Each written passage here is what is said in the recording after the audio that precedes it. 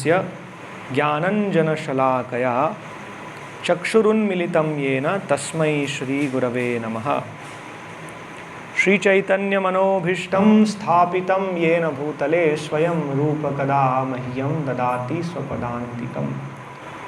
वन्देऽहं श्रीगुरोः श्रीयुतपदकमलं श्रीगुरून् वैष्णवांश्च श्रीरूपं साग्रजातं सहगणरघुनाथान्वितं तं सजीवं साद्वैतं सावधूतं परिजनसहितं कृष्णचैतन्यदेवं श्रीराधाकृष्णपादान् सहगणललिता श्रीविशाखान्वितंश्च। हरे कृष्ण कृष्ण कृष्ण हरे हरे, हरे राम राम राम हरे हरे। हरे कृष्ण। यहाँ भगवान अर्जुन को काम रूपी शत्रु को कैसे परास्त करना ये शिक्षा दे रहे हैं। हमने पहले भी सुना, अर्जुन का प्रश्न था कि एक व्यक्ति पाप कर कार्य नहीं करना चाहता, लेकिन क्या है जो पीछे से उसे क्या कहता है, उसके विवश करता है। ऐसी क्या चीज़ है जो एक व्यक्ति को पाप कार्य करने में या पाप कार्य में लिप्त होने के लिए विवश करती है। जैसे आपने देखा होगा कि एक व्यक्ति को पता है ये पाप है, लेकिन फिर भी और वो सोचता है नहीं करना चाहिए, लेकिन फिर भी विवश हो जाता है। साधारण भाषा में कई बार हम कहते हैं कि अंदर का शैतान जाग जाता है। उसको पता है ये मेरा नहीं है, फिर भी वो चोरी करता है, और उसके पास पर्याप्त है घर में, फिर भी वो चोरी करता है। इसी प्रकार से हम देखते हैं कि ये पुरुष स्त्री आकर्षण के कारण एक व्यक्ति को पता है ये गलत है, फिर भी वो करता है, विवश हो जाता है। ऐसा लगता है कि कुछ है जो उस पर हावी हो गया है। तो कौन है हावी हो गया है? कई बार कहते हैं शैतान जो भगवान का प्रतिद्वंदी है। ऐसे कई धर्म में प्रचार होता है कि एक तरफ है भगवान और एक तरफ है शैतान, और युद्ध चल रहा है, और हम सबको भगवान का पक्ष लेना है, और हम भगवान का पक्ष लेंगे तो भगवान बलवान हो जाएंगे, उनका बल बढ़ जाएगा, और फिर भगवान शैतान को परास्त कर देंगे, वरना शैतान हावी हो जाएगा। तो अंग्रेजी में उसे कहते हैं होली स्पिरिट और एविल स्पिरिट। लेकिन वैदिक शास्त्र समझाते हैं ऐसा कोई शैतान नहीं है, शैतान जैसी कोई चीज़ नहीं है, क्योंकि वास्तव में एक ही स्वामी है, एक ही बलवान व्यक्ति हैं जिनको हम कहते हैं भगवान या परम सत्य, सत्यम परम या पर ब्रह्म। एको ब्रह्म द्वितीय नास्ति, शास्त्र कहते हैं, दूसरा और कोई नहीं है। भगवान का कोई प्रतिद्वंदी कॉम्पिटिटर नहीं है, वो नंबर 1 ही है, नंबर 1 थे, नंबर 1 हमेशा रहेंगे। वो कभी भी नंबर 2 नहीं हो सकते, चाहे हम उनका सपोर्ट करें या नहीं करें। हमें उनकी आवश्यकता है, उन्हें हमारी कोई आवश्यकता, वो अपने आप में पूर्ण है। और क्योंकि ये सृष्टि उनसे उत्पन्न हुई है, इसीलिए सृष्टि पूर्ण है, क्योंकि सृष्टि उस पूर्ण से आई है। पूर्णस्य पूर्णमादाय, फिर भी वो पूर्ण रहते हैं, उनमें कोई कम नहीं होता है। तो ये वास्तव में ये क्या है जो एक व्यक्ति को विवश करता है? यहाँ भगवान उसका उत्तर देते हैं। हमने पहले भी समझा था, कई बार लोग ये कहते हैं शैतान है, और कई बार जो कहते हैं कि शैतान तो भगवान ही है। ऐसा क्यों होता है? क्योंकि भगवान करते हैं, सब तो भगवान के माध्यम से होता है। अब कोई चोरी करता है तो पता है भगवान उसके हृदय में बैठे हैं, भगवान ने उसकी बुद्धि को प्रेरणा दी। अब उसमें जीव क्या कर सकता है ना? एक व्यक्ति पाप कर रहा है, वही भगवान के कारण। भगवान की इच्छा के बिना तो पत्ता भी नहीं गिर सकता है। लेकिन वास्तव में ऐसा नहीं है। श्रील प्रभुपाद तात्पर्य समझाते हैं, यहाँ पर वो पाप कार्य कर रहा है क्योंकि वो जीव अपनी स्वतंत्र इच्छा का दुरुपयोग कर रहा है। एक जीव जो भगवान का अंश है, भगवान का अंश होने के नाते वो स्वतंत्र है आंशिक रूप से। जैसे समुद्र है, उसका पानी खारा है, और समुद्र के पानी से एक बूंद हम लेंगे तो बूंद कैसी होगी? खारी होगी, है ना। सोने की खान से कुछ सोने का कण लेंगे तो दोनों की गुणवत्ता कैसी होगी? एक ही जैसी है। हाँ, लेकिन उसकी मात्रा में अंतर हो सकता है। समुद्र विशाल है, वो बड़े के बड़े शहर को समाप्त कर सकता है, एक बूंद कुछ नहीं कर सकती। एक बूंद कपड़े को गीला कर सकती है, लेकिन वो किसी विशाल नगर को समाप्त नहीं कर सकती, लेकिन समुद्र कर सकता है। इसलिए दोनों की मात्रा में भेद है, लेकिन दोनों की गुणवत्ता एक जैसी है। तो भगवान है स्वराट, संपूर्ण रूप से स्वतंत्र, उनको कोई नियंत्रित नहीं कर सकता। वास्तव में वे सबको नियंत्रित करते हैं। ये पूरे जगत भगवान के विधि विधान के कार्य चल रहा है। भगवान के नियमावली के अनुसार सूर्य उदय होता है, सूर्य अस्त होता है। ऐसा नहीं कि सूर्य छुट्टी पर गया, कोई छुट्टी नहीं है वहाँ पर। काल चक्र में सूर्य भ्रमण कर रहा है, ऋतुओं का परिवर्तन हो रहा है ना, पवन चल रहा है, क्योंकि वास्तव में सब भगवान के नियम के अनुसार चल रहा है। तो भगवान है पूर्ण स्वतंत्र, और भगवान का अंश जो है जीव, वो है आंशिक रूप से स्वतंत्र। अंश है तो स्वतंत्र जरूर है, लेकिन उस मात्रा में नहीं जिस मात्रा में भगवान है। इसलिए कई बार उपमा दी जाती है, जैसे गाय का जो स्वामी होता है, जिसकी गाय है, वो कई बार गाय को चरने ले जाता है, तो वो गाय को वहाँ पर एक लकड़ी से, पहले तो गाय के गले में रस्सी होती है और वो रस्सी को लकड़ी से बांध देता है, और गाय स्वतंत्र है उसी मात्रा में जितनी रस्सी उसके स्वामी ने उसको वहाँ प्रदान की, उससे ज़्यादा गाय की स्वतंत्रता नहीं है। तो इसी प्रकार से हम बद्ध है, जितनी स्वतंत्रता भगवान हमको देते हैं उसी मात्रा में हम, जैसे हमने ये शरीर लिया, हमें कोई स्वतंत्रता नहीं है। हमारे पूर्व कर्मों के अनुसार हमको जबरदस्ती पकड़कर एक शरीर दे दिया गया। इस उदाहरण से हम समझ सकते हैं, हमको किसी ने पूछा,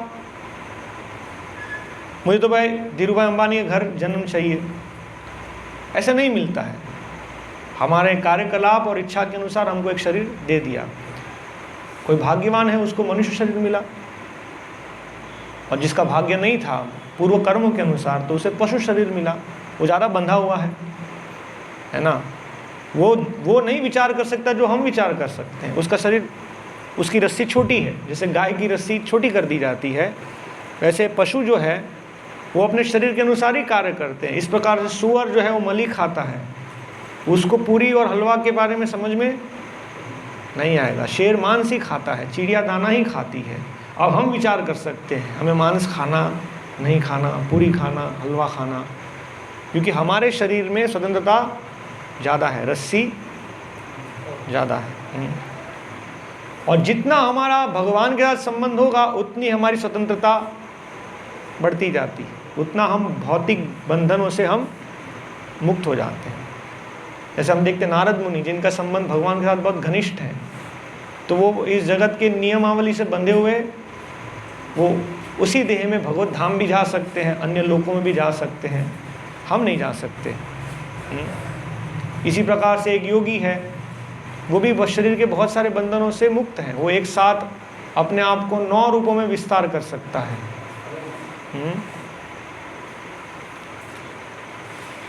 तो यहाँ हम समझ रहे थे कि जो पाप कार्य है उसके कारण कौन है? उसका कारण है हमारी स्वतंत्रता, इच्छा का दुरुपयोग। हमने अपनी स्वतंत्रता का दुरुपयोग किया, और जैसे ही हम दुरुपयोग करते हैं, क्योंकि हमारे हाथ में केवल ये इच्छा शक्ति है। ठीक है, सब यही ध्यान दीजिए।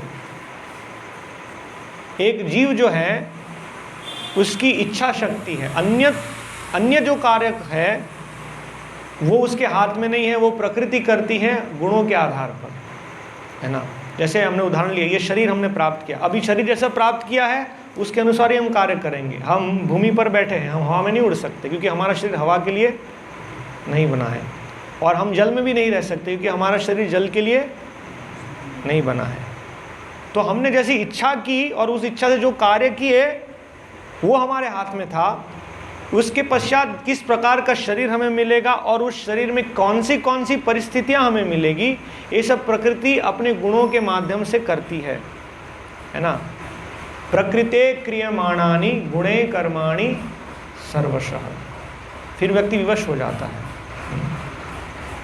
यहाँ इस विषय को भगवान बताते हैं कि एक व्यक्ति यदि अपनी स्वतंत्रता इच्छा का दुरुपयोग करता है और भगवान से स्वतंत्र होकर भोग वृत्ति, भगवान स्वतंत्र होकर जो वो भोग करना चाहता है, तो प्रकृति के गुणों द्वारा आवृत हो जाता है। जैसी उसकी इच्छा है उस प्रकार का गुणों का आवरण उस पर लगता है।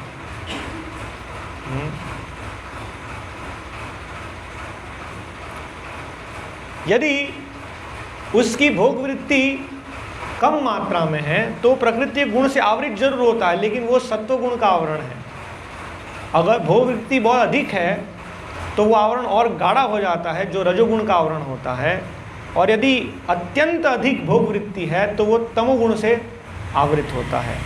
हमने उदाहरण में देखा था कि आवरण कैसा है, जैसे अग्नि पर धुएं का आवरण जो है, तो धुआं का आवरण जरूर है लेकिन अग्नि दिखती है, हम देख सकते अग्नि है, तो वो आवरण कैसा हल्का है।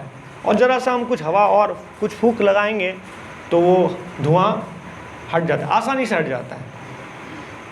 उस अवस्था में आवरण से बाहर आने की जो व्यवस्था है वो सबसे सरल है।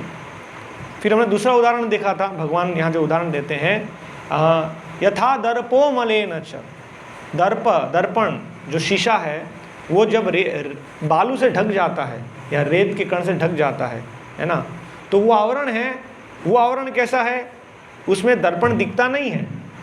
धुएं में अग्नि दिख रही थी लेकिन यहाँ दर्पण दिखता नहीं है, लेकिन फिर भी पता चलता है कि दर्पण है। और थोड़ा और प्रयास करने से, हाथ से अगर हम धूल को हटाएंगे तो वहाँ से जो दर्पण है वो हमें दिखेगा, है ना। तो वो बंधन है लेकिन कम है। और तीसरा उदाहरण दिया था, जैसे भ्रूण है ना गर्भाशय में आवृत है, तो वो आवरण कैसा है, उसके ऊपर कितना बड़ा लेप है, अपनी इच्छा से वो बाहर भी नहीं निकल सकता। और वास्तव में उसका आकार कैसा है कोई देख भी नहीं सकता। हाथ से हटाने से वो आवरण हटेगा नहीं हटेगा, वो बहुत एकदम प्रगाढ़ आवरण है ना। तो इस प्रकार से वर्णन है कि जीव जो भगवान से स्वतंत्र होकर भोग करने की वृत्ति करता है तो उस प्रकार से उसे ये शरीर प्रदान किए जाते हैं। तो ये जो पहला सत्वगुण का जो शरीर है वो मनुष्य से तुलना की गया। ये रजोगुण का शरीर जो है वो पशुओं के समान, और जो तमोगुण का जो आवरण है उसे वृक्ष, जैसे वृक्ष देखिए उनकी चेतना कितनी ढकी हुई है। वे ज़्यादा अनुभव नहीं कर सकते जो पशु अनुभव कर सकते हैं, और जो हम अनुभव कर सकते हैं वो पशु अनुभव नहीं कर सकते। तो भगवान ये बताते हैं कि एक जीव स्वतंत्रता का दुरुपयोग करता है तो वो विशेष रूप से रजोगुण द्वारा जब हावी हो जाता है तो रजोगुण से उत्पन्न होता है काम। और ये काम भगवान कहते हैं विद्येन नित्य वैरिणम, एक जीव का सबसे बड़ा शत्रु है ना। हमने चर्चा किया था अभी, हम बड़े बड़े न्यूक्लियर वेपन्स को खोजने का और उनसे जगत को मुक्त करने का प्रयास कर रहे हैं, है ना। अमेरिका जो सबसे ज़्यादा हथियारों का व्यापार करता है ना, लेकिन एक उन्होंने अपनी छवि बनाई है कि इस जगत को हम शांति में बना के रखेंगे। इसीलिए छोटे छोटे देश हैं वहाँ पर खतरनाक हथियार है, वेपन्स ऑफ मास डिस्ट्रक्शन, जो जगत को समाप्त कर सकते हैं। इसलिए हमें क्या करना होगा, उन देशों पर आक्रमण करके उन देशों में से ये जो हथियार हैं वो हमें बचाने होंगे, वरना जगत का समस्या हो जाएगा। हाँ, ऐसा स्थिति है।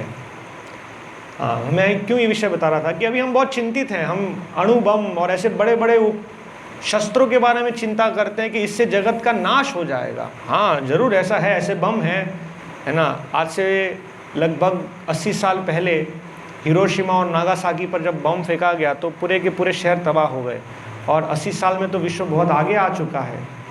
अभी तो 5G और अलग अलग टेक्नोलॉजी साथ लैस है, तो आज के बम कैसे होंगे? संभव है कि एक बम में सारा पृथ्वी नष्ट हो जाए, हो भी सकता है, नहीं भी हो सकता।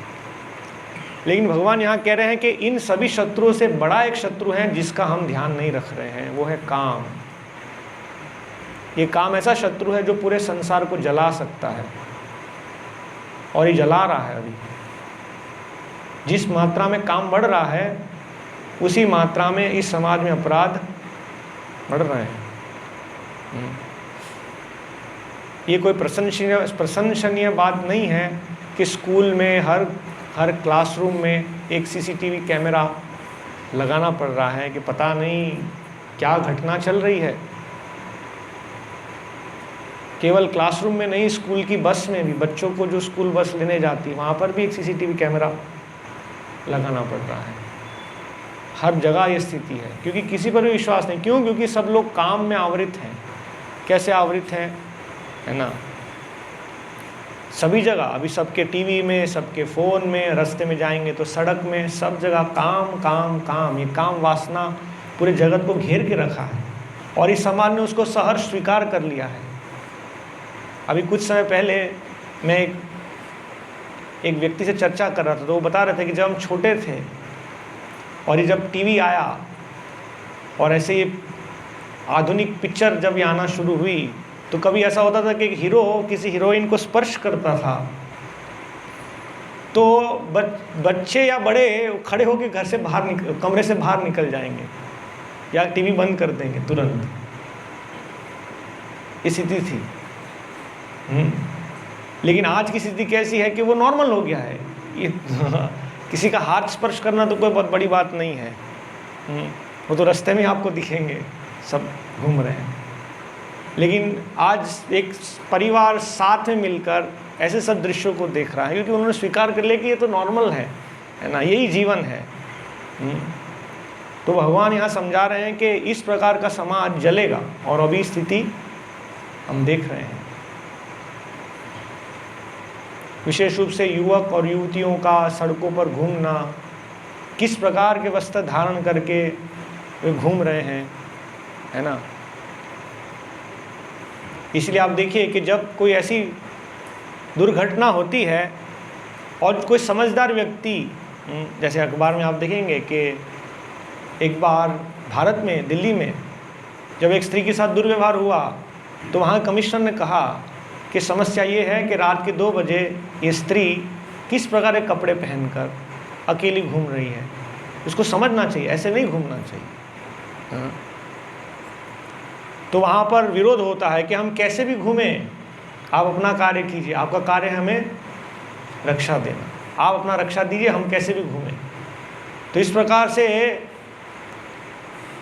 उन्होंने रैली निकाला जहाँ पर वस्त्र भी नहीं पहने थे कि हम तो ऐसे ही घूमेंगे और आपका कार्य हमें रक्षा प्रदान करना। लेकिन रक्षा ऐसे प्रदान नहीं होती है। कौन रक्षा देगा? प्रकृति के गुण जब कार्य करेंगे, कौन रक्षा प्रदान करेगा, है ना। क्योंकि जैसे ही व्यक्ति प्रकृति के निम्न गुणों से आवृत होता है तो मनुष्य नहीं रहता है, वो विवेक खो देता है, वो पशु बन जाता है। पशु को कौन नियंत्रित कर पाएगा? एक जंगली पशु को कौन नियंत्रित कर सकता है? तो तथाकथित प्रगत समाज को हम पशु का समाज बना रहे हैं। उस समाज में ना पुलिस फोर्स, ना शस्त्र, ना आपकी दंडकीय नीति, कुछ भी इस समाज को नहीं बचा पाएगी। ये स्थिति होगी। इसलिए भगवान यहाँ चेतावनी दे रहे हैं कि एक सभ्य समाज जो है, एक सभ्य समाज, उन्नत समाज, वो हमेशा ध्यान रखता है कि इस समाज में काम वासना का स्थान नहीं होना चाहिए, ये शत्रु का स्थान नहीं होना चाहिए। जैसे हम देखते हैं कि टेररिस्ट नहीं होना चाहिए, टेररिस्ट होगा तो समस्या है ना, टेररिस्ट नहीं होना चाहिए। तो यहाँ पर तो टेररिस्ट सबके हृदय में बैठा हुआ है, किसे रोकेंगे आप? एक उन्नत समाज का विशेष रूप से ध्यान होता है। इसीलिए उस समाज में व्यवस्था बनाई जाती है कि किस प्रकार से पहनावा होना चाहिए, किस प्रकार से पुरुषों को नियंत्रित करना चाहिए, किस प्रकार से स्त्रियों को नियंत्रित करना चाहिए। ये सब नीति नियम है। इसलिए पुरुषों की सभा अलग, स्त्रियों की सभा अलग, उनके पहनावे, है ना, जिससे जरा भी हम निम्न गुणों में नहीं गिरे। पहनावे का उद्देश्य है शरीर को ढकना, पहनावा का उद्देश्य नहीं है शरीर का प्रदर्शन करना। आज आप देख सकते हैं पहनावा किस लिए कर रहे हैं। ये टाइट टी शर्ट्स और टाइट जीन्स मतलब क्या, आप शरीर को ढक रहे हैं, शरीर दिखा रहे हैं। क्या उद्देश्य है? तो इससे पता चलता है कि सभ्यता उन्नत है या सभ्यता नीचे जा रही है। तो भगवान यहाँ बताए कि सबसे बड़ा शत्रु है और उसको नियंत्रित करना चाहिए। उसके पश्चात भगवान क्या कहते हैं, आवृतम ज्ञानमेतेन ज्ञानिनो नित्य वैरिणा काम रूपेण कौन्तेय दुष्पुरेणानलेन च। भगवान कहते हैं ये शत्रु कैसे कार्य करता है। भगवान ने ये बता दिया कि शत्रु क्या है, शत्रु है काम।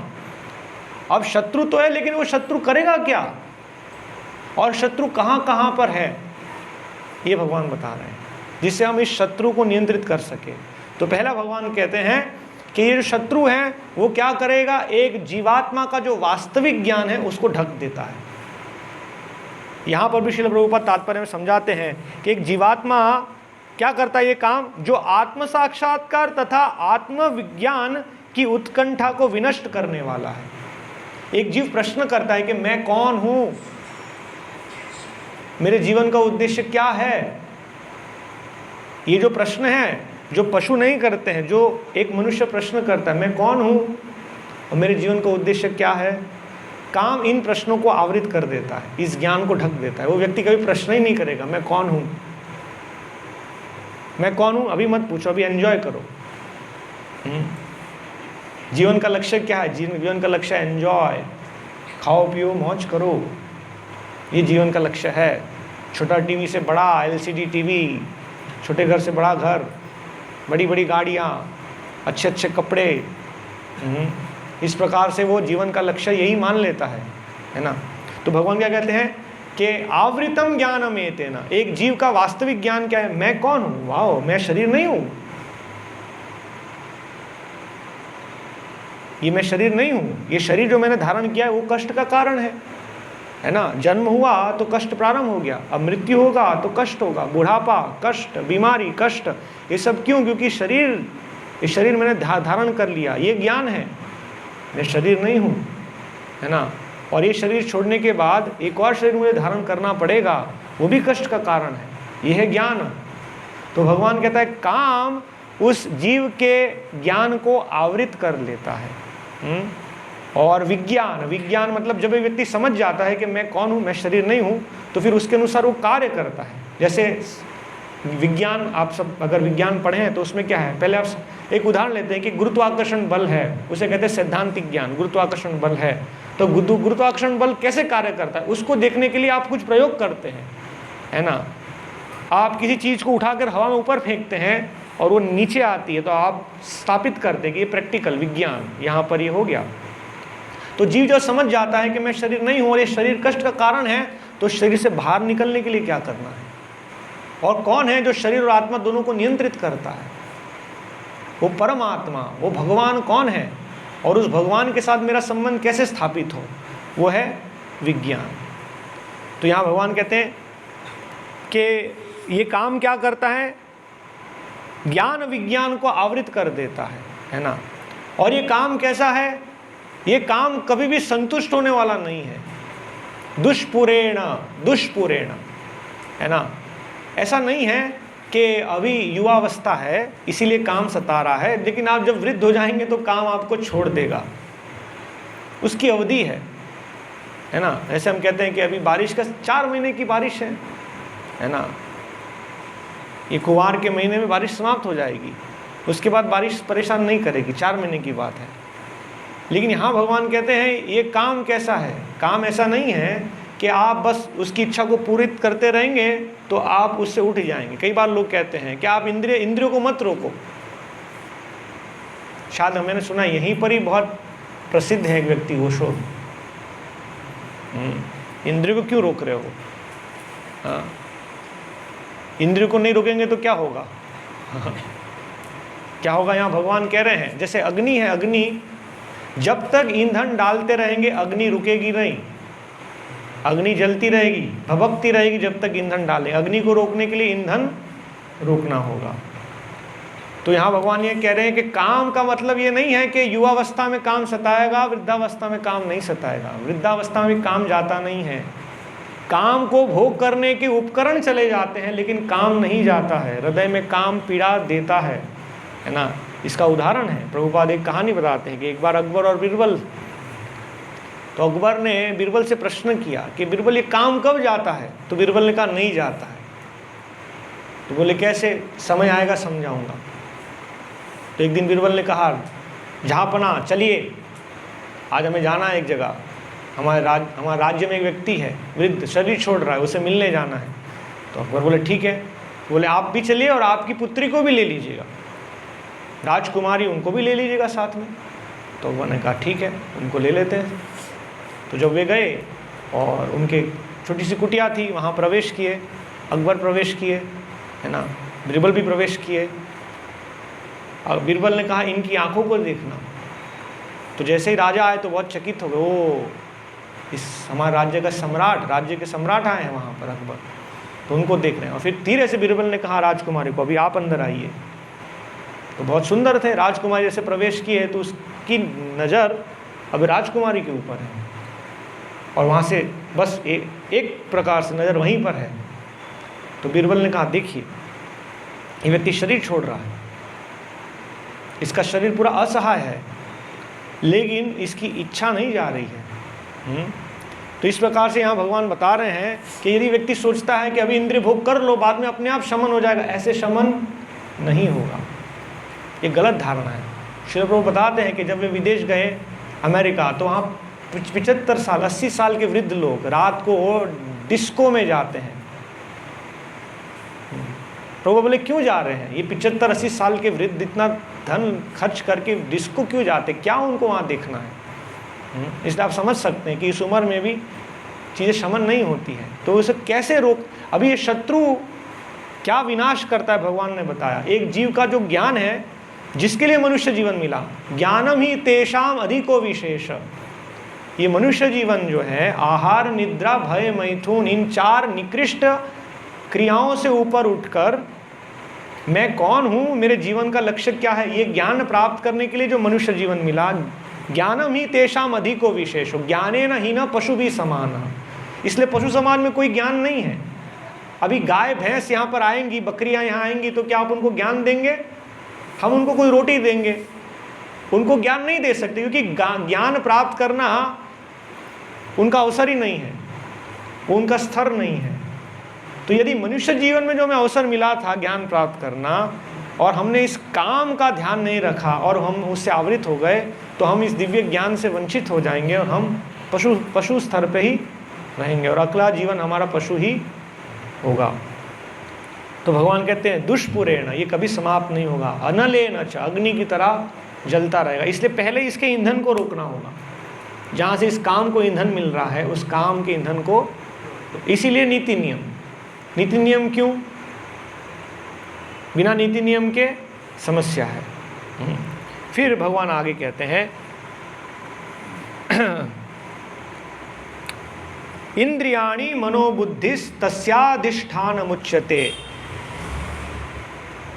अब ये काम कहाँ कहाँ पर है? अधिष्ठान। अधिष्ठान मतलब उसके बैठने का स्थान। साधारण भाषा में कहेंगे उसका अड्डा कहाँ पर है। आप सब युवक हैं, आप ऐसे ही समझेंगे कहाँ पर वो बैठता है, शत्रु कहाँ है, ये टेररिस्ट साइट, टेरर के कैंप कहाँ है, कहाँ पर ये बैठे हैं। तो भगवान कहते हैं यहाँ पर इंद्रियाणी मनोबुद्धि, 3 स्थान है इंद्रिया। ये इंद्रिया आँख, नाक, कान, जिह्वा, त्वचा, जो वास्तव में हमें बहुत आनंद देती है। इंद्रिया, इंद्रिय के ऊपर मन और मन के ऊपर बुद्धि, ये 3 जगह पर काम का स्थान है। वो धीरे धीरे प्रवेश करता है और जैसे वो प्रवेश कर चुका तो आप समझ लीजिए अभी विनाश होने वाला है। तो भगवान कहते हैं इन 3 स्थान को जानो जहाँ पर काम विराजमान है।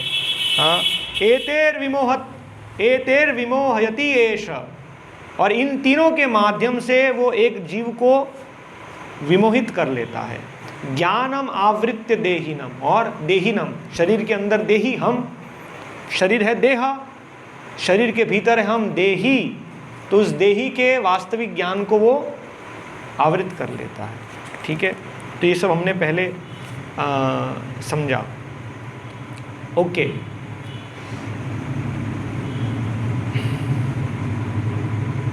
तो यहाँ इस श्लोक में भगवान कहते हैं कि 3 स्थान बताए, इंद्रिया, मन और बुद्धि, जहाँ से काम प्रवेश करता है। तो काम को कैसे रोकना? भगवान कहते हैं प्रजही। प्रजही मतलब, जही मतलब विजय प्राप्त करो, प्रजही मतलब संपूर्ण रूप से विजय प्राप्त करो। कैसे? उसको प्रवेश ही मत करने दो। यदि वो प्रवेश कर गया तो फिर उसको नियंत्रित करना बहुत ही मुश्किल हो जाएगा। जैसे कभी उदाहरण के लिए आप देखिए, किसी व्यक्ति को डायबिटीज़ है या किसी व्यक्ति को चर्म रोग है, कि उदाहरण से हम समझ सकते हैं, एक व्यक्ति जिसको डायबिटीज़ है उसको शक्कर नहीं खाना है ना, लेकिन वो मिठाई देखता है और सोचता नहीं खाना चाहिए, नहीं खाना, अच्छा नहीं। तो उसे कहा कि एक गुलाब जामुन खा लीजिए, वो कहा नहीं नहीं नहीं नहीं नहीं खाना चाहिए। फिर बोले चलो ठीक है एक दे दीजिए। उससे पहले कहा इसको प्रवेश नहीं करना चाहिए, लेकिन फिर बोले चलो एक दे दीजिए, आप इतना बोल ही रहे हैं तो एक ले लेते हैं। फिर वो एक लेता है तो बोले अच्छा है एक और दे दीजिए, है ना। कभी कभी, हम तो कहाँ खाते, कभी कभी। अभी आज तो विशेष दिन है, आज लेने में क्या समस्या है। इस प्रकार से वो प्रवेश करता है ना। इसी प्रकार से हमने देखा चर्म रोग का उदाहरण। चर्म रोग में वर्णन है कि खुजली नहीं करना है, क्योंकि उससे खुजली की जो इच्छा है वो कितना हम खुजलाएंगे वो इच्छा बढ़ेगी। हमको लगता है थोड़ा सा खुजली कर लेते क्या होता है, जितना खुजली करते हैं और वो खुजली करने की इच्छा बढ़ती है और व्यक्ति खुजलाता है और वहाँ से फिर खून निकलने लगता है ना। तो इसी प्रकार से भगवान कह रहे हैं कि यदि आप सोच रहे हैं कि काम थोड़ा सा प्रवेश कर जाए, कोई नहीं, बाद में रोक लेंगे, बाद में नहीं रोक पाएंगे आप, बाद में आप विवश हो जाएंगे, है ना। और दिखते हैं एक व्यक्ति जब उसको पता है रोकना चाहिए, लेकिन रोक पाता है वो नहीं रोक पाता है, क्योंकि अभी कंट्रोल चला गया, अभी वो हावी हो गया।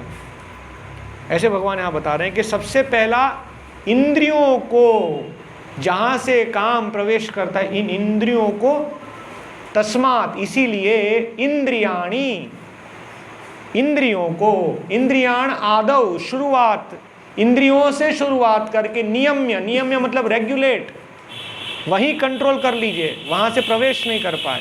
और क्यों भगवान ये कह रहे हैं? क्योंकि इंद्रियों को कंट्रोल करना सरल है, मन भी इंद्रिया है, मनसष्ठानि इंद्रियाणि, मन छठी इंद्रिया है, लेकिन मन सूक्ष्म इंद्रिय है। मन को नियंत्रित करना और स्थूल इंद्रियों को नियंत्रित करने में बहुत अंतर है। स्थूल इंद्रियां आसान है नियंत्रित करना, जैसे कि आँख को यदि कोई रूप आकृष्ट करता है तो एक व्यक्ति यूं करके आँख को रोक सकता है, अब आँख कुछ नहीं देख रही है, वो जबरदस्ती किसी विधि से आँख को रोक सकता है, या वो यहाँ से दूर चला जा सकता है, तो आँख नहीं देख पाएगी। लेकिन एक व्यक्ति एक जगह से दूसरे स्थान पे चला गया, लेकिन मन तो वही है, मन को नहीं रोक पाएगा। मन को कैसे बंद करेंगे? कुछ हाथ से बंद करेंगे, कुछ उपकरण है, क्योंकि मन बहुत ही क्या कहते हैं सूक्ष्म है। हम यहाँ पर हैं और हमारा मन अमेरिका में हो सकता है, हम यहाँ पर हैं किसी और व्यक्ति के साथ हमारा मन हो सकता है, किसी को पता भी नहीं चलेगा हमारा मन कहाँ पर है। इसलिए भगवान कहते हैं कि स्थूल इंद्रियों को पहले रोकना चाहिए। ये स्थूल इंद्रियों को काम से रोकना, उसकी विधि है वैधि भक्ति, जो हम अभी कर रहे हैं। वास्तव में यहाँ पर श्रील प्रभुपाद समझाएं हमें कि ये काम क्या है। काम वास्तव में जो भगवान के प्रति हमारा दिव्य प्रेम है उसका विकृत स्वरूप है। एक जीव जो है उसकी संवैधानिक स्थिति है भगवान के साथ उसका संबंध। जैसे हमने पहले चर्चा किया, हम भगवान के अंश हैं, तो हमारा और भगवान का संबंध क्या है? दिव्य प्रेम का संबंध है, शुद्ध प्रेम, जिसमें लेश मात्र भी अपना स्वार्थ, प्रेम मतलब अपना स्वार्थ नहीं हो। लेकिन इस जगत में ऐसा कोई प्रेम है ही नहीं जिसमें स्वार्थ नहीं हो। एक पुरुष स्त्री से आकर्षित होता है, उसको वो प्रेम कहता है, लेकिन वो प्रेम नहीं है, वो केवल शारीरिक आसक्ति है और कुछ नहीं है। या कोई स्त्री पुरुष को कह सकती है मैं तुमसे बहुत प्रेम करती हूँ, लेकिन उसको पता तुम्हारे पास बहुत धन है ना। इंग्लिश में कहावत है, एक्चुअली इंग्लिश में कहावत है कि जो सुंदर स्त्रियां हैं वो केवल धनी लोगों के घर सजाते हैं। एक सामाजिक विधि बता रहा हूँ, एक सामाजिक चीज़ है ना, कि ये सब की आसक्ति है, एक पुरुष की आसक्ति है, इस प्रकार से स्त्री की आसक्ति है ना। तो लेकिन एक जीव का संबंध जो भगवान के साथ है वो शुद्ध है। प्रभुपाद उदाहरण देते हैं कि इस जगत में कैसे, जैसे एक माँ और अपने पुत्र माँ और उसके बालक का जो संबंध है वो भगवान के संबंध से निकट संबंध है। माँ ये नहीं सोचती कि बड़ा होगा पैसा कमाएगा और फिर मुझे अच्छे घर में रखेगा इसीलिए उसका पालन पोषण करती हूँ, ऐसा माँ नहीं सोचती है ना। वहाँ पर स्वार्थ नहीं है। वो बच्चा माँ को पूरी रात सोने नहीं देता, लेकिन फिर भी माँ प्रेम पूर्वक उसकी सेवा करती है। तो इस जगत में यदि भगवान के साथ कोई संबंध का निकट संबंध देखना है तो वो ये संबंध है। लेकिन उसमें भी यदि बच्चा बड़ा हो के माँ को छोड़ के चले जाएगा तो माँ गिनना शुरू कर दे, देखो मैंने तुम्हें ये किया था, अभी तुम जा रहे हो, है ना। क्योंकि स्वार्थ है कि नहीं तुम मेरे हो और तुम मेरे लिए कार्य करना। लेकिन भगवान और जीव का संबंध में वो लेश मात्र भी स्वार्थ नहीं है ना। एक जीव ये नहीं सोचता है कि भगवान मैंने तो आपकी भक्ति की और आपने मुझे एक कष्ट दिया, वो प्रेम नहीं है। ओके, तो हम ये समझने का प्रयत्न कर रहे थे, ये काम क्या है? भगवत प्रेम का विकृत स्वरूप है। जब ये भगवान का प्रेम विकृत हो जाता है तो इस जगत में वो काम के रूप में परिणित हो जाता है, वो परिवर्तित हो जाता है। ओके, ठीक है, ये मैं समझा रहा था। तो भगवान यहाँ कह रहे हैं कि इंद्रियों से काम को पहले ही रोक लीजिए। और इंद्रियों से कैसे? इंद्रियों को यदि हम इंद्रिय विषय के प्रति, इंद्रिय और इंद्रिय विषय का संपर्क नहीं होने देंगे तो ये काम रुक सकता है। जैसे उदाहरण देते, ट्रेन में खिलौने वाले बेचने आते हैं तो उनको पता है कि बच्चा खिलौना दिखेगा, अगर देख नहीं रहा तो आवाज़ लगाते हैं, टिंग टिंग टिंग टिंग टिंग टिंग टिंग टिंग टिंग टिंग टिंग टिंग कुछ करते हैं, जिससे क्या बच्चे का ध्यान उस खिलौने के प्रति। और जैसे उस बच्चे ने खिलौने को देखा, अभी जागृत हो गया कि मुझे ये चाहिए, और उससे पता अभी क्या करना, वो रोएगा धोएगा लेकिन मुझे वो चीज़ है। और खिलौने वाले को पता है कि बच्चों को ऐसे हम आकृष्ट कर सकते हैं, माता पिता भी विवश हो जाएंगे, कुछ नहीं कर पाएंगे। तो इसीलिए भगवान युक्ति क्या देते हैं कि इन इंद्रिय विषय और इंद्रियों का संसर्ग नहीं होना चाहिए ना। किसी रूप जिससे हम आकृष्ट होते उसे मत देखिए, जिस ध्वनि जिससे हमारा लाभ नहीं है उस ध्वनि को मत सुनिए। तो इस प्रकार से उस किसी चीज़ को खाना देखना, इन चीज़ों से हमें बाहर आना। लेकिन केवल नहीं देखना उससे काम चलेगा नहीं चलेगा, क्योंकि आँख को तो कुछ चाहिए, इंद्रियां हैं, इंद्रियों को रस चाहिए। एक जीव का स्वभाव है, जीव है रसमय, जीव को रस चाहिए, तो बिना रस के कैसे होगा, है ना। भगवान कहते हैं भगवद गीता में, निग्रहम किम करिष्यति, केवल स्प्रिंग को दबाने से क्या होगा, कार्य नहीं होने वाला, है ना। तो इसलिए वही थी भक्ति कि इस आँख को एक ऐसी चीज देना जिससे आँख संतुष्ट हो। भगवद गीता में भगवान आगे समझा चुके हैं ये, क्योंकि हम यहाँ पर पहले ऑलरेडी पहला अध्याय द्वितीय अध्याय पढ़ चुके हैं। भगवान कहते हैं परम दृष्ट्वा निवर्तते, उन्नत रस देने से निम्न रस अपने आप छूट जाएगा, है ना। जैसे घर में चावल अच्छा नहीं है लेकिन अन्य जगह बहुत बढ़िया बासमती चावल है, तो व्यक्ति खींचा खींचा चला आता है ना। हमारे एक पूर्ववर्ती आज श्रील भक्ति सिद्धांत सरस्वती ठाकुर उदाहरण देते थे, वो कहते हैं बालम राइस और घी, एक उदाहरण देते थे। एक व्यक्ति था, व्यापारी था, उसके यहाँ जो भी काम करने आता था तो उसका पूरा शोषण कर लेता था, कोई टिकेगा ही नहीं उसके यहाँ पर। इतना काम करवाएगा कि सब वहाँ पर काम छोड़ के चले जाएंगे। तो उसने अपने मित्र से पूछा कि यार कोई टिकता नहीं है अपने यहाँ, क्या किया जाए। तो बोले तुम काम कितना करवाते हो, कौन टिकेगा तुम्हारे यहाँ। बोले फिर भी कुछ तो बताओ। तो उन्होंने कहा कि एक काम करो, एक युक्ति है, यहाँ का सबसे उन्नत चावल है बालम चावल, सुगंध, इतना सुगंध है उस चावल में, और उस चावल के साथ घी, बढ़िया घी खिलाओ हर रोज।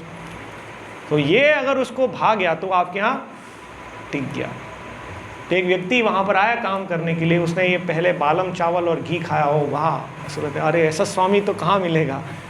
लेकिन इतना काम करवाया कि वो 2-3 दिन में छोड़ के चला गया। फिर 2 दिन में वापस आया कि साहब जितना भी काम करवाना करवा लीजिए, लेकिन ये चावल और घी मुझे आप दीजिए, वो हमें नहीं मिल रहा है कहीं पर। तो इसी प्रकार से भगवान कहते हैं यदि इंद्रियों को उन्नत स्वाद मिल गया तो ये निकृष्ट स्वाद जो है वो इंद्रिया छोड़ देगी। इसलिए हमारे एक महान आचार्य यमुनाचार्य राजा थे, बहुत बड़े राजा थे। तो वर्णन राजा का जीवन कैसा राजसी होता है, उन्हें किसी चीज़ की कमी नहीं है, उनके पास पैसा, धन संपत्ति, लाभ, पूजा, प्रतिष्ठा, और राजा की बहुत सारी दासियां भी होती हैं, उनको कोई स्त्री की कमी भी नहीं है।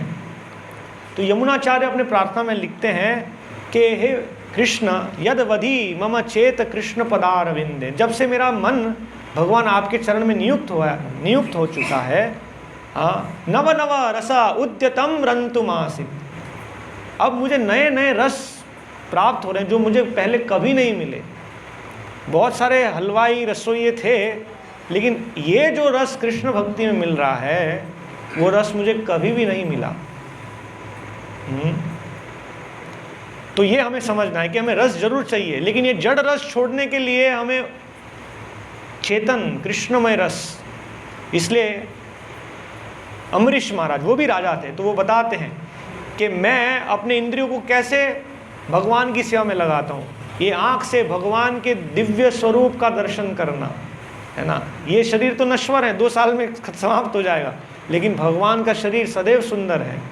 भगवान के शरीर को दर्शन करना, भगवान की कथा को सुनना, ये ग्राम्य कथा सुनने से क्या होगा, है ना। कौन आगे बढ़ गया, कौन पीछे हो गया, है ना, किसका मुनाफा हो गया, किसका नुकसान हो गया, उससे सुनने से क्या होगा। अंततः कथा सब समाप्त होने वाला है। भगवान के विषय में सुनना, जैसे अभी हम कर रहे हैं, आप अभी अपने घर में टीवी देख सकते हैं, ठीक है। इसी प्रकार से भगवान को अर्पित जो भोग हैं वो प्रसाद के रूप में, यहाँ ध्यान दीजिए सब, भगवान को अर्पित प्रसाद, वो जिह्वा का उपयोग इस तरह से करना, इस जिह्वा को भगवान के विषय में बोलने में लगाना। तो ये इस प्रकार से हम काम को प्रवेश करने से रोक सकते हैं। ओके, वरना काम भीतर चला गया तो बहुत ही मुश्किल होगा। जैसे हमने बताया, मन अगर मन में चला गया तो बहुत मुश्किल है, और मन के ऊपर है बुद्धि। आगे के श्लोक में भगवान कहते हैं, इंद्रियाणि पराण्याहुर इंद्रियेभ्य परम मनः मनसस्तु परा बुद्धिर यो बुद्धे परतस्तु सह। थोड़ा सा क्योंकि विषय है, मैं समय ले लेता हूँ, आप सहन कीजिएगा, तपस्या है, ठीक है, आज एकादशी भी है। तो भगवान यहाँ पर क्रम में बताते हैं। भगवान कहते हैं ये जो शरीर है वो जड़ पदार्थ से बना, जैसे हड्डी है वो जड़ पदार्थ है, मांस जो है वो जड़ पदार्थ है ना, वो सब जड़ है। तो इस जड़ शरीर में श्रेष्ठतम चीज़ क्या है, वो कहते हैं इंद्रिया। इंद्रियाणि पराण्याहुर, इंद्रिय परम है ना, और इसलिए इंद्रियों के माध्यम से काम अंदर प्रवेश करता है। इंद्रियेभ्य परम मनः, और इंद्रिय के ऊपर क्या है, मन वास्तव में इंद्रियों को कंट्रोलिंग पॉइंट है। मन आँख को बोलता है देखो बहुत बढ़िया आनंद मिल रहा है, देखो। मन कान को बोलता है ये सुनो नया गाना आया है ना, और ये बढ़िया, वाह क्या क्या मांस बनाया है, बहुत अच्छा है। मन बोलता है, इसलिए इंद्रियां मन को संतुष्ट करने के लिए कार्य करती है ना। तो भगवान कहते हैं इंद्रियेभ्य परम मनः मनसस्तु परा बुद्धि, मन के ऊपर है बुद्धि। वास्तव में बुद्धि क्या है, मन को दमन करने वाली है बुद्धि, यदि शक्तिशाली है तो, है ना। लेकिन यदि बुद्धि परास्त हो जाती है तो फिर वो मन के अनुसार कार्य करने लगती है और मन को सहायता करती है, जो एक जीव को समाप्त कर देता है। ठीक है, इसे समझिएगा। जैसे एक व्यक्ति है जिसका मन कहता है शराब पीना है, लेकिन बुद्धि कहती नहीं गलत है, ये नहीं पीना चाहिए। तो बुद्धि अगर शक्तिशाली है तो मन को दबा देगी। लेकिन यदि किसी की बुद्धि शक्तिशाली नहीं है तो मन कहता है शराब पीना है, तो बुद्धि बोलता है अच्छा पैसा नहीं है, मैं चिंता मत करो, मैं कुछ व्यवस्था करती हूँ, कैसे पैसा लाना है ना। और किसी से कहेंगे मुझे बहुत अर्जेंट ज़रूरत है, 500 रुपये चाहिए, है ना, ये बीमार हो गए हैं, कल दे दूंगा, है ना। तो इस प्रकार से बुद्धि विवश हो जाती मन की सहायता करने में, है ना। इसीलिए भगवान आगे इसके बाद के श्लोक में कहेंगे यहाँ पर, एवं बुद्धे परम बुद्ध्वा संस्तभ्यात्मानम आत्मना जहि शत्रुम महाबाहो काम रूपम दुरासदम। ओके, थोड़ा सा समझिए इसको। मन के ऊपर है बुद्धि, और भगवान कहते हैं बुद्धि के ऊपर है हम जीवात्मा। ये जीवात्मा बुद्धि के भी ऊपर है। तो ये समझ कर के हम मन बुद्धि इंद्रियों के परे हैं, इस बुद्धि के माध्यम से यदि हम मन को नियंत्रित कर चुके तो ये काम रूपी शत्रु को हम रोक सकते हैं। तो बुद्धि मन को कैसे नियंत्रित करेगी, अगर बुद्धि तेज है तो। बुद्धि कैसे तेज है, बुद्धि तेज होती है दिव्य ज्ञान से, बुद्धि का आहार है ज्ञान। और वास्तविक ज्ञान हमको कैसे मिलेगा? गुरु, साधु, शास्त्र। ये जो शास्त्र जैसे अभी हम सुन रहे हैं, ये सुनते सुनते हमारी बुद्धि तीक्ष्ण हो जाती है। मैं कृष्ण का दास हूँ, मैं कृष्ण का दास हूँ, मैं कृष्ण का दास हूँ। अभी हम बाहर जाएंगे, हमारा मन कहेगा ओ एंजॉय, लेकिन बुद्धि कहेगी no, I am not the enjoyer, मैं भोक्ता नहीं हूँ, मैं कृष्ण का दास हूँ। इसलिए सतत यदि कोई शास्त्र से सुनता है और शास्त्र की वाणी आध्यात्मिक गुरु और साधु पुरुषों से मिलती है, यदि उनका सत्संग करता है तो बुद्धि तीक्ष्ण रहती है, वो मन और इंद्रिय के विवश नहीं होता है। वरना अन्य व्यक्ति जो शास्त्र से मार्गदर्शन नहीं लेता है, साधु पुरुषों से मार्गदर्शन नहीं लेता है, वो मन और इंद्रिय का गुलाम बन जाता है, मन और इंद्रिय उसको बेच देती है। आप देखेंगे है ना, जैसे कठपुतली कैसे नचाती है आदमी को, वैसे मन और इंद्रिय उस व्यक्ति को नचा रही है और इस जगत में सब नाच रहे हैं। अब हमें सोचना है कि हम काम द्वारा नाचना चाहते हैं या भगवान श्री कृष्ण की दिव्य बांसुरी, भगवान अपने भक्तों को निमंत्रित कर रहे हैं मेरी दिव्य सेवा में आओ, तो हम उस प्रकार के नृत्य में नाचना चाहते हैं या इस जगत में काम रूपी नृत्य में हम नाचना चाहते हैं, है ना। तो यहाँ वर्णन है, बुद्धि जो है, बुद्धि वो आत्मा का पड़ोसी है, निकटवर्ती पड़ोसी है। इंद्रिया, इंद्रियों के ऊपर मन, मन के ऊपर बुद्धि, बुद्धि के जस्ट बाजू में बैठा है हम जीवात्मा, है ना। तो बुद्धि, क्योंकि पड़ोसी इतना संबंध है, बुद्धि को कहा गया है कि वो बॉडीगार्ड की तरह है, आत्मा को रक्षण करती है।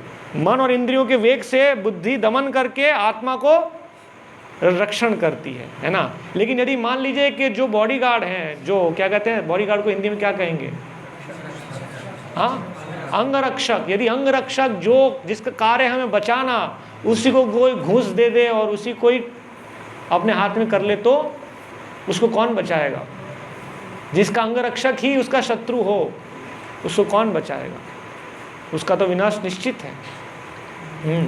तो इस तरह से यदि हम हमारी बुद्धि को काम प्रवेश कर गया इंद्रियों के माध्यम से और मन और बुद्धि तक पहुंच गया, तो आप समझ लीजिए बुद्धि ही विवश करेगी। जैसे हम किसी को कहेंगे कि आप कार्यक्रम में आइए, यहाँ पर आपको दिव्य ज्ञान मिलेगा, कृष्ण भक्ति का ज्ञान, और बुद्धि कहेगी बेकार है, मेरे पास टाइम नहीं, आप बहुत जिम्मेदारी है मेरे ऊपर। अब बुद्धि 10 प्रकार के बहाने बनाती है और उस व्यक्ति को बताती है कि तुम ये सब में मत जाओ, ये तुम्हारा कार्य है मुख्य, यही जीवन का सर्वे सर्वा है। बुद्धि बिक गई है, इसलिए वो नाना प्रकार के कारण बनाती है। तो उसका कल्याण कैसे हो?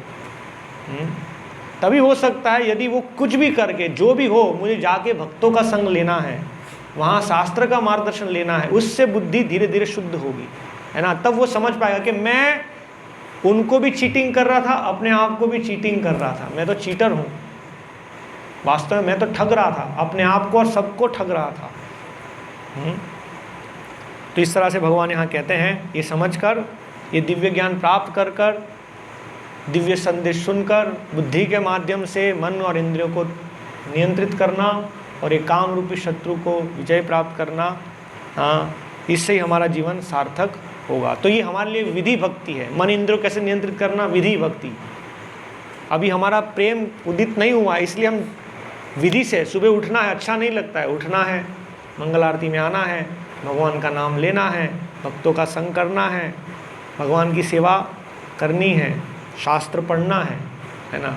भले अच्छा नहीं लगे, लेकिन ये करते करते वास्तव में यहाँ जैसे प्रभुपाद बताते हैं कि वो जो प्रेम है वो उदित हो जाएगा। अभी नहीं हुआ है, लेकिन अवश्य ही वो प्रेम उदित हो जाएगा। थोड़ा सा ये समाप्त करता हूँ।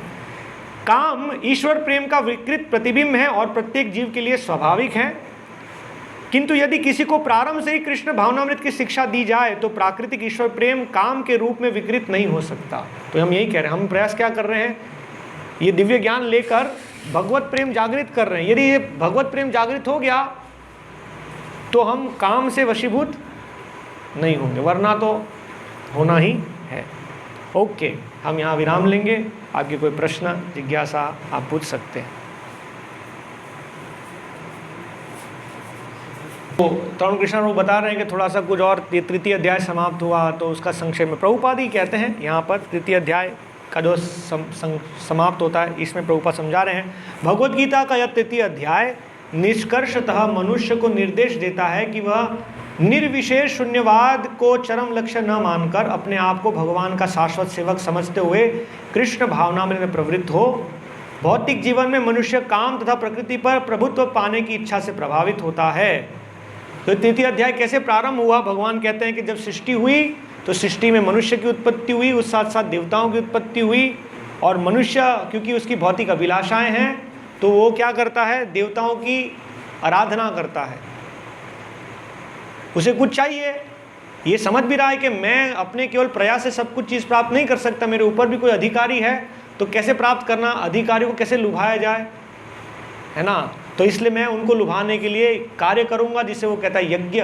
मैं यज्ञ करूंगा, इंद्र प्रसन्न होंगे, इंद्र वर्षा देंगे और बम्पर फसल होगी, धान ही धान, और फिर इतने रुपए कमाऊंगा, फिर उससे ये करूंगा और उससे वो करूंगा, है ना। इस प्रकार से वो सोचता है कि ये करने से क्या होगा, फिर धान, फिर गेहूँ, फिर मूंग, फिर से धान, फिर गेहूँ, फिर मूंग, और कैसे पैसे कमाऊँ, और कैसे पैसे कमाऊँ, और अकेले तो सब कुछ नहीं कर सकता, इसीलिए जो जो देवी देवता हैं उनको पूजना पड़े, सबको पूजेंगे। उसे भगवान कहते हैं सकाम कर्म। वो कार्य है लेकिन उसका उद्देश्य क्या है? सकाम, काम से आसक्त होकर वो कार्य कर रहा है, सकाम कर्म। वहां से प्रारंभ करके भगवान बता रहे हैं कि काम ही शत्रु है तुम्हारा। तुम अपने आप को, और ये काम कैसे काम आता है आप समझिए, थोड़ा सुनिए, बाद में आप बात कीजिए। ये वास्तव में काम कैसे? वास्तव में जैसे जीव अपने आप को भगवान से स्वतंत्र समझता है, ये काम प्रवेश होता है। भगवान को भूल कर अपने आनंद के लिए, ये भूलना कि मैं भी भगवान का हूँ। भगवान की कोई संपत्ति लेकर एंजॉय करना दूसरी बात है, वो तो ये भी उसे ये समझना चाहिए मैं भगवान का हूँ, यही भूल गया है ना। तो यहाँ भगवान बताते हैं काम ही शत्रु है, अंततः गत्वा काम से मुक्त होकर निष्काम कर्म करना। 33 अध्याय जो है बताता है कि भगवान के लिए कार्य करना, ये समझ कर कि मैं भगवान का अंश हूँ, मेरा कार्य है भगवान की सेवा करना, इसीलिए कोई भौतिक काम के बिना भगवान के लिए इंद्रियों के माध्यम से कार्य करना, यह है कृष्ण भावना भावित कर्म। तो वहाँ से शुरुआत करके भगवान हमको इस स्तर पे लाते हैं। और निष्काम कर्म कैसे कर पाएंगे? दिव्य ज्ञान के माध्यम से। अब दिव्य ज्ञान क्या है, उसकी महिमा भगवान एक 4th अध्याय में देंगे, जिसका शीर्षक है दिव्य ज्ञान। वास्तव में दिव्य ज्ञान क्या है? भगवान अपने बारे में ज्ञान देना प्रारंभ। अब भगवान ने कहा कि जीव के बारे में तुम क्या हो, ये ज्ञान तो 2य अध्याय में प्राप्त कर लिया, अभी मैं क्या हूँ, उस ज्ञान को प्राप्त करना प्रारंभ करो। हरे कृष्णा। श्रीमद् भगवद गीता यथारूप की जय।